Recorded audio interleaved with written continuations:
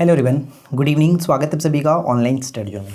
तो जैसे कि आपको पता है, हिस्ट्री ऑप्शंस में आपको एक और प्रश्न पहले दिया जा चुका है। प्रीवियस क्वेश्चन जो पूछा गया था उस पर, जैसे कि जैन धर्म, बौद्ध धर्म में गौतम बुद्ध, महावीर से संबंधित जो समानताएं थी, विषमताएं, उनकी जो अंतर थी यानी कि सिमिलैरिटीज़ और डिफरेंसेस जो था, उसके बारे में हम लोगों ने डिस्कस किया हुआ था।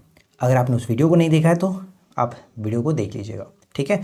ये हमारा हिस्ट्री ऑप्शनल का सेकेंड वीडियो है, और जो लोग हिस्ट्री ऑप्शनल लिए हुए हैं तो वो लोग इस वीडियो को ध्यान से देखेंगे, बाकी लोग इस वीडियो को क्यूट कर सकते हैं, कोई दिक्कत नहीं है, ठीक है।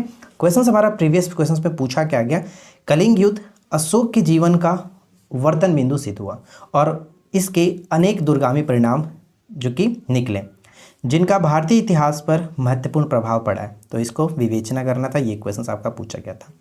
देखिए फ्रेंड्स, इस क्वेश्चंस को मैंने अपने लैंग्वेज में अलग अलग सोर्सेज से, अलग अलग बुक से, अलग यानी कि मतलब जहाँ से हो सका मैंने क्वेश्चंस को पढ़ा, अच्छे तरीके से समझा और उसके बाद यहाँ पे मैंने लिखने की कोशिश किया।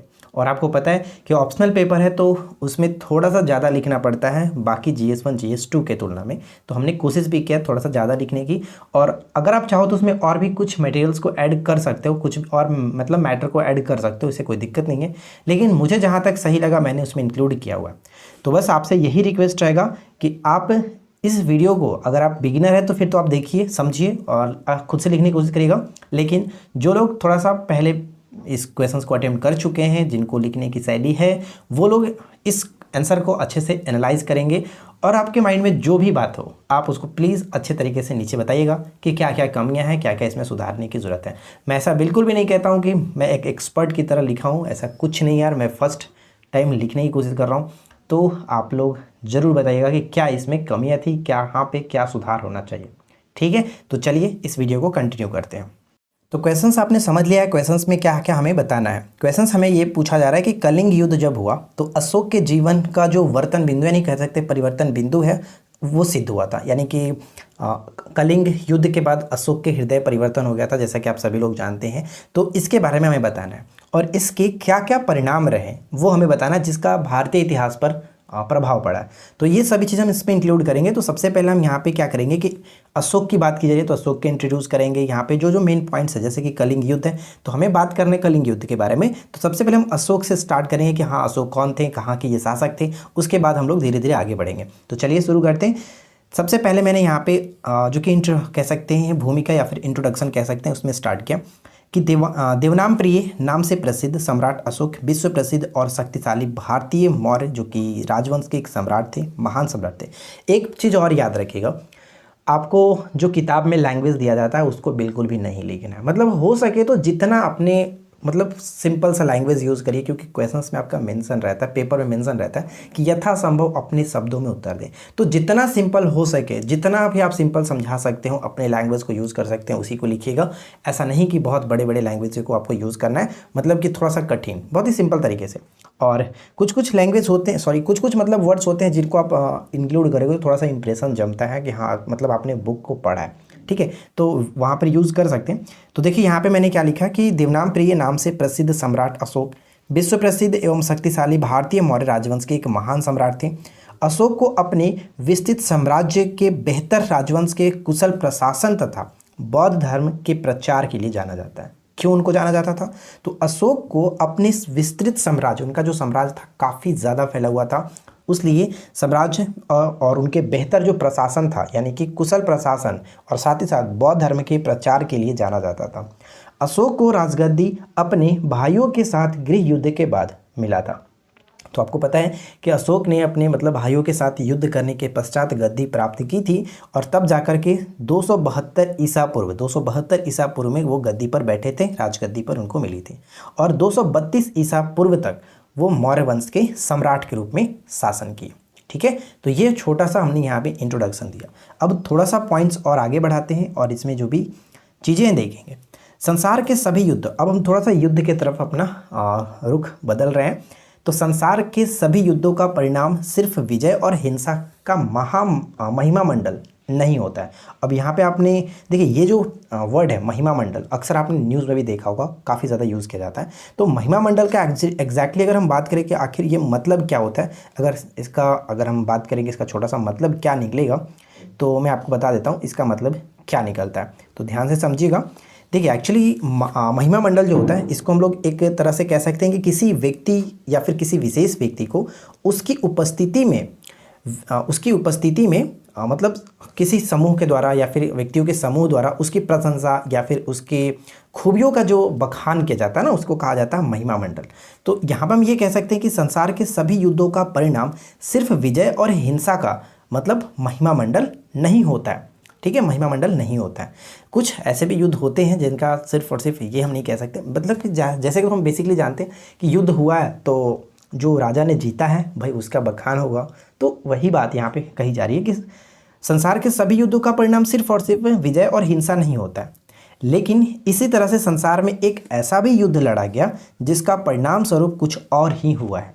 ये बात कही जा रही है कि एक विश्व में एक ऐसा युद्ध भी लड़ा गया जिसका परिणाम कुछ और ही हुआ है। अब वो कुछ और ही क्या है तो हम लोग आगे देखने वाले हैं।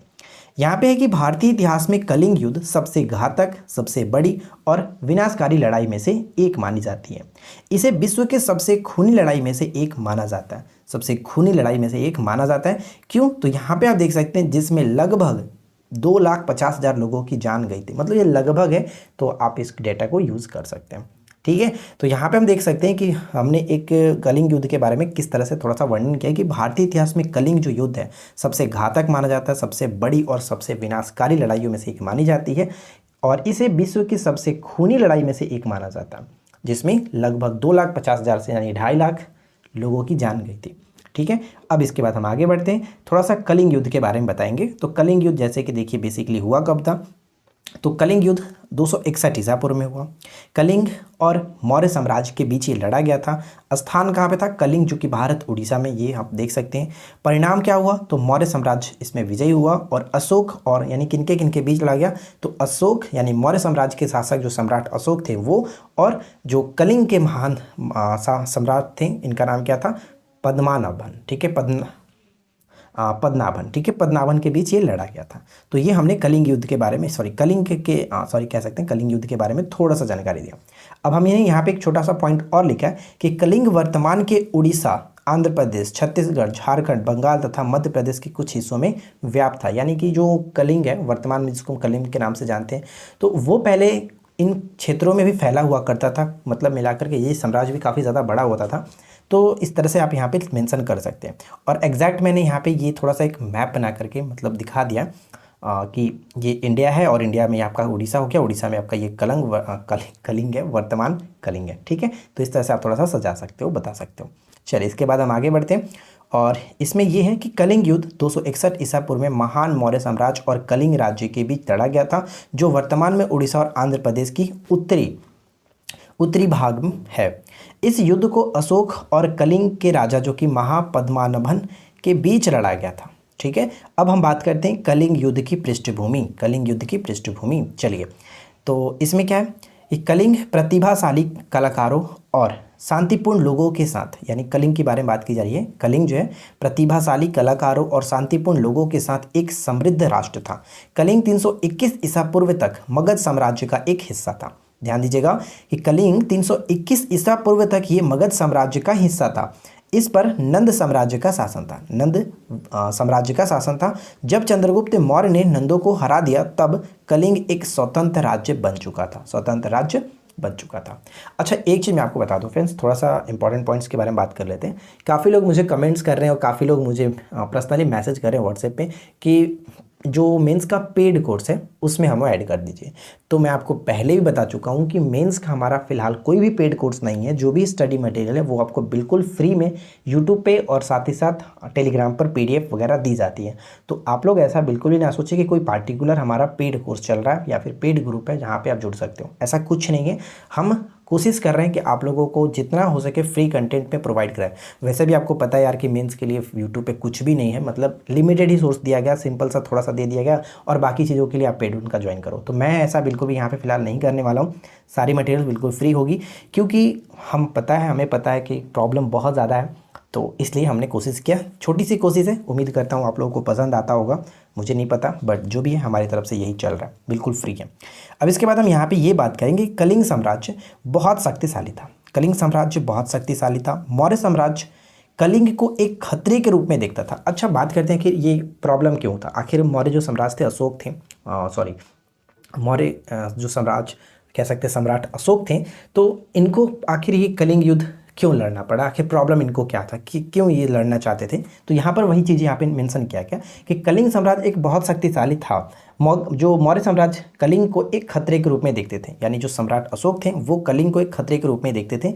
अब बात है क्यों देखते थे, तो यहाँ पे मेंशन है क्योंकि वे वे मध्य भारतीय प्रायद्वीप पर आक्रमण करके मौर्य साम्राज्य की राजधानी पाटलिपुत्र के बीच संचार बाधित कर सकते थे। मतलब वो ऐसा सोचते थे कि जो कलिंग वाले हैं, कलिंग के लोग हैं, वो मध्य भारतीय प्रायद्वीप जो है उस पर आक्रमण कर सकते हैं। उसके बाद मौर्य साम्राज्य की जो राजधानी है पाटलिपुत्र, उस पर भी संचार बाधित कर सकते थे।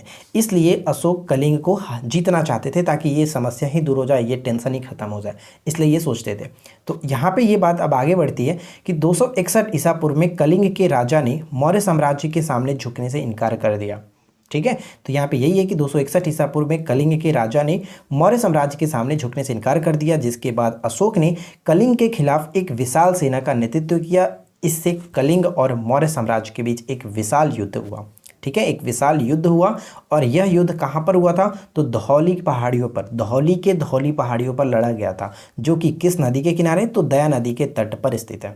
इस युद्ध में मौर्य साम्राज्य की विशाल सेना ने कलिंग की सेना को नष्ट कर दिया, पूरी तरह से तबाह कर दिया, यानी कि विजय प्राप्त किया मगध सम्राट ने, यानी कि मौर्य साम्राज्य ने जो कि विजय प्राप्त किया। अब यहाँ पे ये है कि युद्ध का परिणाम क्या निकला, तो यहाँ पे हम देख सकते हैं कि यह युद्ध परिणाम को, यानी इस युद्ध के परिणाम को हम निम्न रूप में स्पष्ट देख सकते हैं। तो चलिए एक एक पॉइंट्स को हम लोग देख लेते हैं, क्या क्या पॉइंट्स था भाई, क्या यहाँ पे इसका परिणाम निकला। तो पहला पॉइंट्स हम ये है कि मौर्य साम्राज्य ने कलिंग पर विजय प्राप्त की और बड़े पैमाने पर जान माल का नुकसान हुआ। यानी कि जब ये युद्ध हुआ तो इसमें क्या हुआ कि भाई मौर्य साम्राज्य तो जीत ही गया, यानी सम्राट अशोक तो जीत गए, लेकिन इसमें बहुत ज़्यादा बड़े पैमाने पर जान माल का नुकसान हुआ। जैसा कि मैंने स्टार्टिंग में ही आपको बताया था कि 2,50,000 2.5 लाख लगभग लोगों की मृत्यु हुई थी। अब यहाँ पे सेकंड पॉइंट है कि कलिंग पर विजय के बाद इसे मौर्य साम्राज्य का 5वां प्रांत बना दिया गया था। तो जैसा कि आपको क्वेश्चंस में ही मेंशन किया गया था, क्वेश्चंस क्या था, आपने क्वेश्चंस को देख ही लिया, तो एक बार मैं आपको फिर से क्वेश्चंस पढ़ देता हूँ ताकि आपको फिर से क्लियर हो जाए कि भाई हम लोग बात क्या कर रहे हैं। तो क्वेश्चंस हमारा ये था कि जो कलिंग युद्ध के बाद, कलिंग युद्ध अशोक के जीवन का वर्तन बिंदु सिद्ध हुआ और इसके बाद उसके दूरगामी परिणाम निकले थे। तो ये सारी चीज़ें आपको यहाँ पे ध्यान से देखेंगे तो मिलेगी कि क्या क्या हम यहाँ पे मेंशन कर रहे हैं। यानी कि कलिंग पर विजय के पश्चात क्या हुआ कि इसे मौर्य साम्राज्य का 5वां प्रांत बनाया गया। ये सभी परिणाम के ही अंतर्गत आ रहे हैं, यानी कि क्या परिणाम निकला, दूरगामी परिणाम निकला, वही है। कलिंग युद्ध के बाद साम्राज्य में शांति और अहिंसा की एक नई नीति अपनाई गई, शांति और अहिंसा की एक नई नीति अपनाई गई। क्यों ना अपनाया गया था, तो आगे हम बात करेंगे। यह अशोक की पहली और आखिरी लड़ाई हुई थी, यानी ये अशोक की पहली और आखिरी लड़ाई थी। युद्ध के बाद अशोक ने अपनी तलवार छोड़ दी और बौद्ध धर्म ग्रहण कर लिया। अब ये भी हम लोग क्यों करेंगे, तो ये भी हम देखते हैं, क्योंकि क्वेश्चंस का पहला पॉइंट्स आपका यही था। अब यहाँ पे देखिए क्वेश्चंस का पहला पॉइंट्स हमारा क्या बनता है कि कलिंग युद्ध के बाद अशोक में बदलाव क्या हुआ था। यही तो क्वेश्चंस पूछा था कि कलिंग युद्ध अशोक के जीवन का वर्तन बिंदु सिद्ध हुआ कैसे। तो यहाँ पे देखिए कि सम्राट अशोक ने इस युद्ध में हुए जान माल का नुकसान को देखा। यानी कि अशोक ने भाई बड़े जोरों शोरों से इस युद्ध को तो भाई जीता, ठीक है, लेकिन इसमें क्या हुआ कि इस युद्ध में अशोक ने जान माल का नुकसान को देखा। बहुत ही पैमाने पर, बड़े पैमाने पर रक्तपात इन्होंने देखा था यार इस युद्ध में, यानी हज़ारों लाशें देखी, अनाथ बच्चे जो भी मतलब अनाथ हो गए थे, तो वो बच्चे भाई रो रहे थे, उन्होंने देखा, अनाथ रोते हुए बच्चों को देखा। अशोक के आंखों के सामने पूरा कलिंग, यानी उनके आंखों के सामने पूरा कलिंग ढेर हो चुका था, कलिंग साम्राज्य नष्ट हो चुका था। इतना रक्तपात देख करके अशोक का हृदय शोक से भर गया। ठीक है, अशोक ने इस युद्ध में हुए विनाश के लिए खुद को जिम्मेदार बनाया, खुद को जिम्मेदार माना, जिम्मेदार ठहराया। और यही जो कि मेन पॉइंट्स था कि कलिंग युद्ध अशोक के जीवन का वर्तन बिंदु सिद्ध हुआ। ठीक है, यानी इतना सब कुछ देखने के बाद एक अशोक जो थे, अशोक सम्राट जो थे, वो मतलब कि उनके हृदय पर चुभ गई कि यार ये मैंने क्या कर दिया, यही बात है। तो यहाँ पे बस इंक्लूड ये चीज़ करना है। अब यहाँ पे और भी जो पॉइंट्स है, जैसे कि यहाँ पे क्या क्या दूरगामी परिणाम निकले थे, तो परिणाम तो वैसे भी हमने ऊपर में देख ही लिया था। लेकिन और भी कुछ पॉइंट्स है, जैसे कि यहाँ पे पढ़ते हैं कि अशोक पछतावे से भरे हुए थे, इसलिए अब वो और युद्ध न करने का निश्चय किया। अशोक ने विस्तारवादी नीति, यानी अशोक की जो विस्तारवादी नीति थी उन्होंने इसका त्याग दिया, ज्ञान और अहिंसा के मार्ग को अनुसरण किया। यानी कि वो जो विस्तारवादी नीति फॉलो कर रहे थे पहले से, साम्राज्य को जीतना और अपने साम्राज्य मिलाना, इसको उन्होंने स्थगित कर दिया, त्याग कर दिया, और उसके बाद सिर्फ और सिर्फ ज्ञान और अहिंसा के मार्ग का अनुसरण किया। और इसके बाद और भी एक पॉइंट्स है कि अशोक ने बौद्ध धर्म और धम्म के प्रचार, धम्म मतलब धर्म होता है, बौद्ध धर्म और धम्म के प्रचार करने के लिए अनेक देशों में मिशनरियों को भेजा ताकि अधिक से अधिक लोग अहिंसक जीवन शैली अपना सके। इन्होंने ऐसा चीज़ देख लिया था कि अब ये नहीं चाहते थे कि और भी कभी फ्यूचर में या फिर कभी भी युद्ध हो, क्योंकि इन्होंने ऐसा जो चीज़ महसूस किया था वो दोबारा नहीं चाहते थे कि कोई और महसूस करे। इसलिए ये चाहते थे कि ज़्यादा से ज़्यादा लोग अहिंसक बने, अहिंसक जीवन शैली को अपना सके। अशोक अपने संसाधन, जो जितने भी संसाधन थे वो प्रजा की भलाई में लगाया। यानी कि वो एक कह सकते हैं ना कि जो राजा का परिवर्तन हो जाना, उस तरह से इनका मतलब हृदय परिवर्तन हो गया था, सिर्फ और सिर्फ अब भलाई के रास्ते पर ही चल रहे थे। तो और लास्ट में हम यहाँ पे ये कह सकते हैं कि अहिंसा की नीति के कारण उनके जो सैनिक थे युद्ध कला से पिछड़ने लगे थे। यानी कि अब जब युद्ध हो ही नहीं रहा है तो भाई सैनिक जो है वो क्या होगा, मतलब अब युद्ध होगा नहीं तो प्रैक्टिस क्या है, वही तो कहते हैं कि अगर प्रैक्टिस आप नहीं करोगे तो फिर पढ़ा लिखा भी सब भी वेस्ट हो जाता है, धीरे धीरे खत्म हो जाता है। तो बस यही पे हम वही चीज़ समझ सकते हैं कि अहिंसक की जब नीति अपना ली गई तो अहिंसा की नीति के कारण उनके सैनिक युद्ध कला से पिछड़ने लगे। परिणाम स्वरूप भारतीय इतिहास का एक बहुत बड़ा मतलब साम्राज्य धीरे धीरे पतन की ओर अग्रसर होने लगा। यानी कि भारतीय इतिहास का एक बड़ा जो साम्राज्य था, जैसे क्वेश्चंस में मेंशन था कि भारतीय इतिहास पर क्या प्रभाव पड़ा था, तो हम यहाँ पे देख सकते हैं यही सब जो कि परिणाम की वजह से भारतीय इतिहास पर काफ़ी गहरा प्रभाव पड़ा कि एक परिणाम स्वरूप भारतीय इतिहास का एक बड़ा जो साम्राज्य धीरे धीरे पतन की ओर अग्रसर हो गया और अशोक की मृत्यु के करीब 50 वर्षों के भीतर ही मौर्य साम्राज्य का पतन हो गया। बस यही थी हमारी आज की ये कहानी। पूरे इस क्वेश्चंस का जो भी हमारे तरफ से लगा कि इसका आंसर ये होना चाहिए तो मैंने इसमें इंक्लूड किया।